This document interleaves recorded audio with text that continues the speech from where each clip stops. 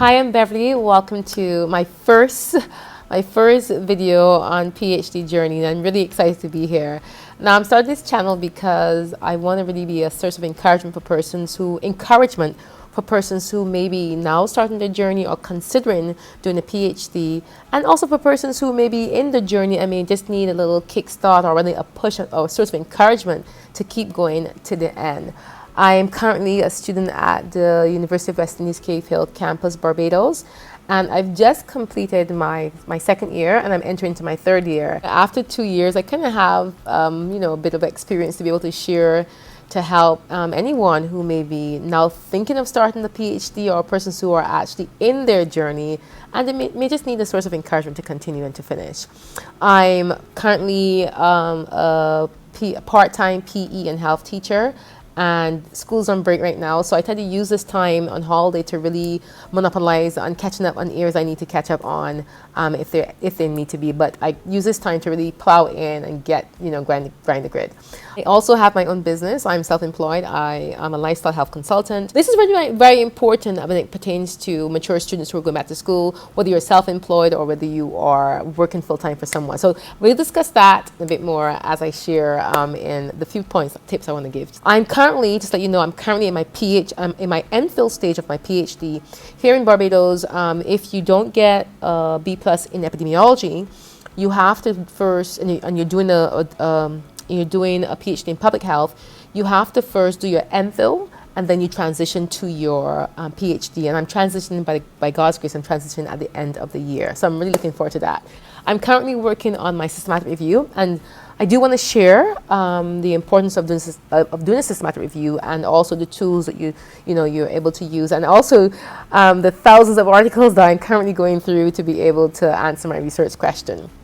So that's me in a nutshell. What I want to do today, really, I want to make this video is really kind of an organic video where I'm just sharing a few tips with you that I think may be able to give you some guidance or encouragement as you either are entering your PhD or you're in the PhD and you probably need a little bit of encouragement and help as you go on. So I have 8 tips. I do have them on my notepad, so I'll be looking here. So I have 8 tips I want to share with you to help you in this journey of your PhD. All right, let's get to it.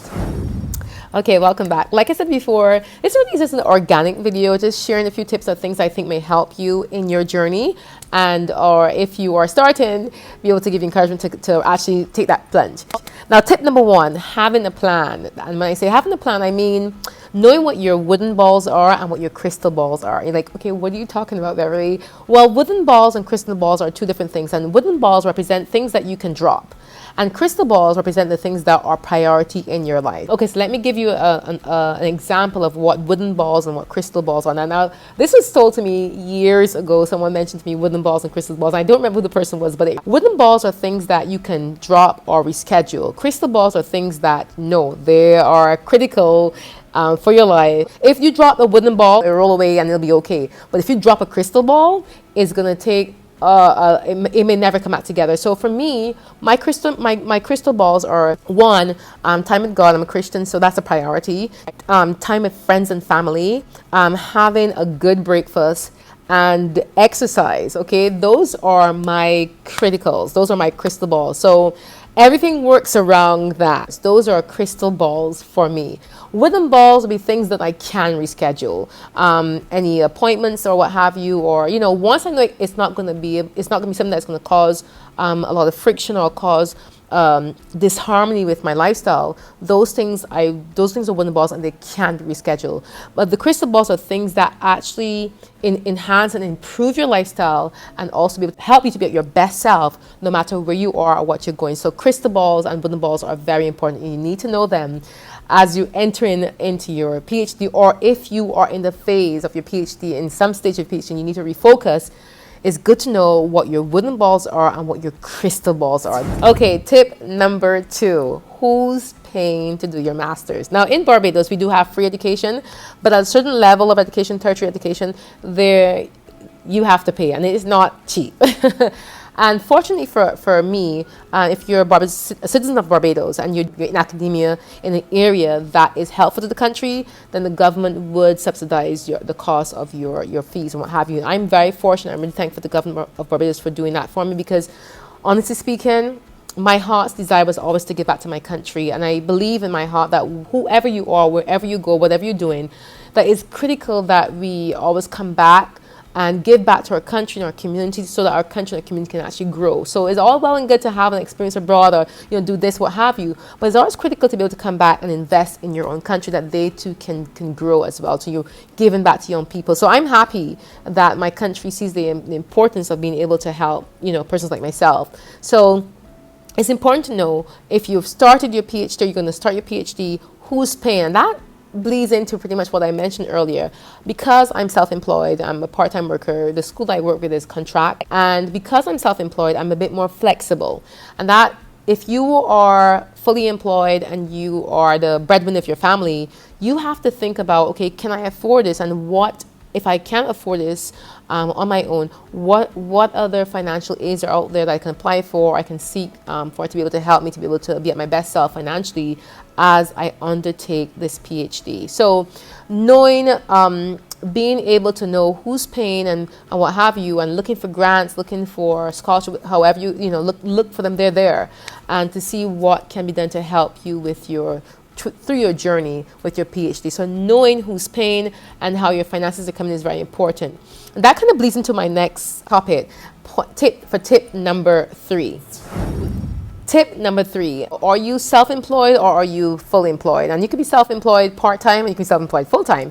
Or you could be working for somebody part-time, you can be working full-time. I'm self-employed, and I did, like I said, I don't know if I mentioned before, but I did apply to do my PhD full-time. I did get into to do my PhD full-time, but my supervisor for my master's in public health is now my supervisor for my PhD, and with her advice, she said, Bev, I know what you're like. You do lots of stuff, and I would advise you to do it part-time. That way you're more flexible. I took her advice, and I kid you not, I'm really happy I took her advice because part-time works for me.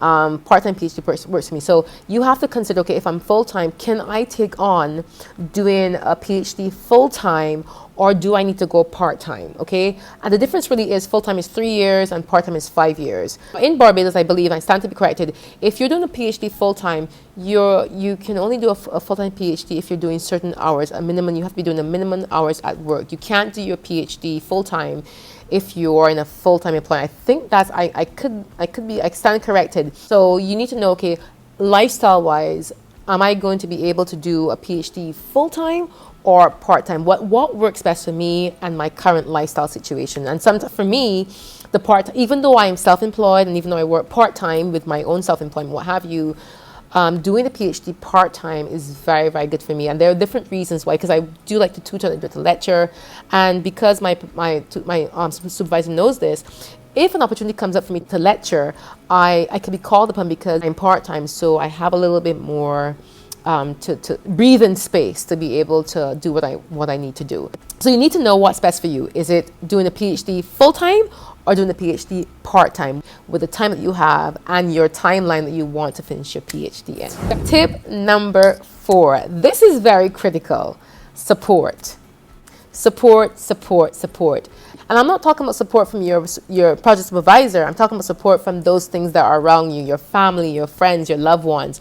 Do you have the support that you need to get you through this journey? And support can come from either your spouse, if you're married, your family members, or even your peers and also friends and what have you. And it's important to note that the support does not necessarily have to come from someone who is within your realm, your sphere of academia. You need to find persons who are excited about your work and about your research as much as you're excited about your research as well. Make sure that you share, because there will come some times when you hit rock bottom, like, oh my gosh, you lose your trail of thought, or you have to refocus, and you need to have that support around you. And I remember one occasion in my journey thus far, I was hitting this roadblock. I'm trying to figure out, because I'm doing an intervention for my PhD, and I was trying to figure out, okay, how am I going to put this specific part of my intervention into action? And one day I was just talking to a friend of mine, and she was just listening, and it was in talking to her, and she was just listening because she was just giving a lending ear. It was in talking to her that I was like, you know what, I can do this and that. And just having her be my springboard, I'm just sharing information with. and really helped me to come to some solutions to things that I was feeling a bit challenged with. And so I'm saying to you that support can be like that. It just can be that listening ear. Support is very critical because on those low days, you're going to need to have that support to keep you going. Okay, tip number 5, you need to know that the PhD is a journey. It is not a sprint. It takes time. And what you're doing will take time. Right now, like I said before, I'm doing my systematic review, and I had 4,088 articles that I had to screen. I'm still busy screening title and abstract, and it has been a long haul. There were times I'm like, why did I choose this topic? Why? It has been a long haul, but I'm getting there. So understand that your PhD is not a sprint, it's a journey. Actually helps you mentally to refocus, say, okay, this takes time. And for anything, like my friend always tells me, anything good takes time, okay? So understand and knowing that a PhD is not a sprint, it's a journey, actually helps to settle your mind when you're going through the long haul, when you're looking and you're getting blocks and you're like, okay, this is not adding up.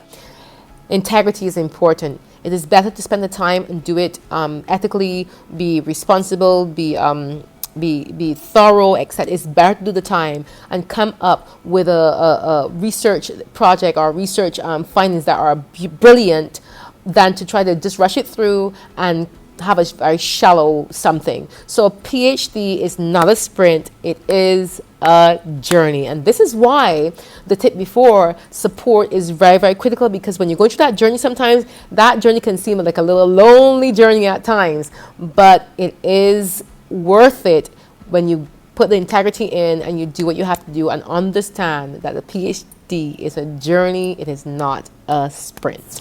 Tip number 6. Now, knowing that the PhD is a journey and not a sprint is very, very critical. It brings me to the very next point, self-care. I mentioned to you earlier that the crystal balls in my life, or time with God, I'm a Christian, that's priority.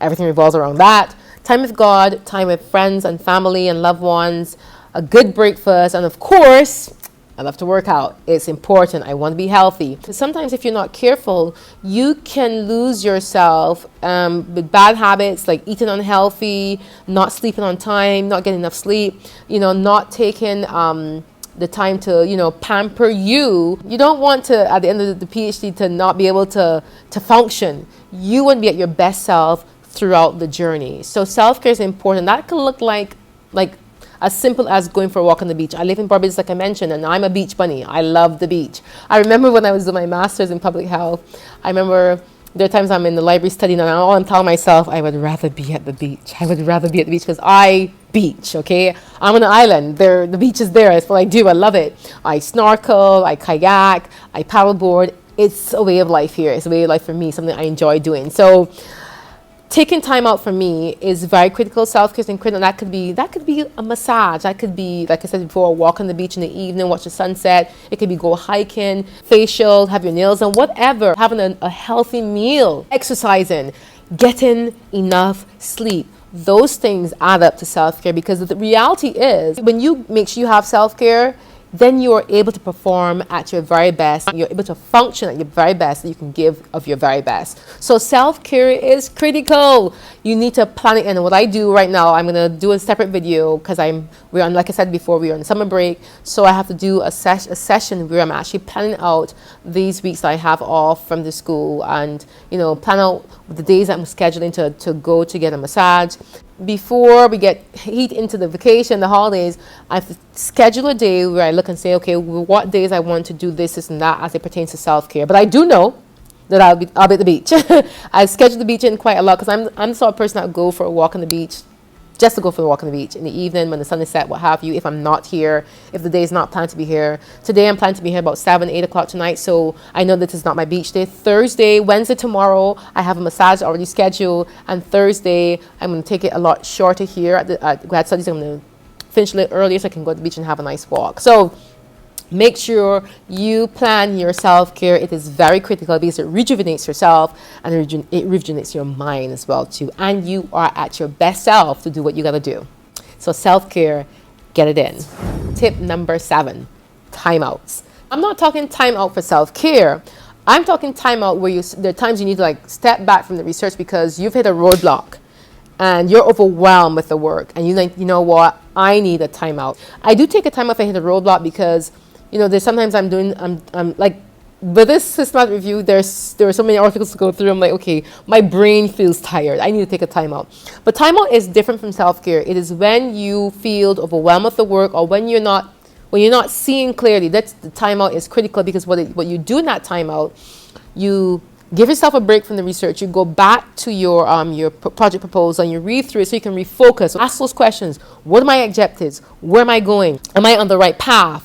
They also helps with the last tip when you meet with your project supervisor, things that you can thrash out with that supervisor, you know, talk and get affirmation or confirmation and you know, guidance towards that. So timeouts are important. And remember, timeouts are not self-care. Timeouts is when you need to actually take a break from the research itself because you need to refocus. You may hit a roadblock. You may feel overwhelmed with the work, so you just need to take a timeout. But remember, that timeout should also be scheduled, because if you have too much of a long timeout, you may take too long to get back on your work and miss the opportunity to finish up when you could have. So timeouts are really very important. And once again, the timeout is not the same thing as self-care.